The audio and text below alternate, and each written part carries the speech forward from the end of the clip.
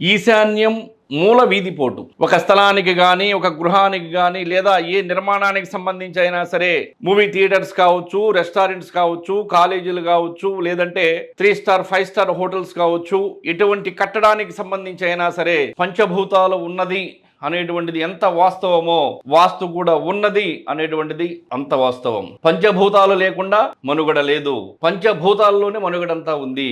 వాస్తు కూడా, వాస్తు లేకుండా మనుగడ అభివృద్ధి సాధ్యం కాదు. మనకి అభివృద్ధి కావాలంటే, మనం అభివృద్ధి చెందాలంటే, మన కుటుంబాలు బాగుపడాలంటే వాస్తుపరంగా వాస్తు శాస్త్రాన్ని గృహానికి సంబంధించి నిర్మాణాలకు సంబంధించి మనం చేసినప్పుడు అన్ని విధాలు కూడా మనకు మంచి ప్రయోజనాలు వస్తాయి. వాస్తు లేదు అనేటువంటి వాళ్ళ గురించి మాట్లాడాల్సిన అవసరం లేదు.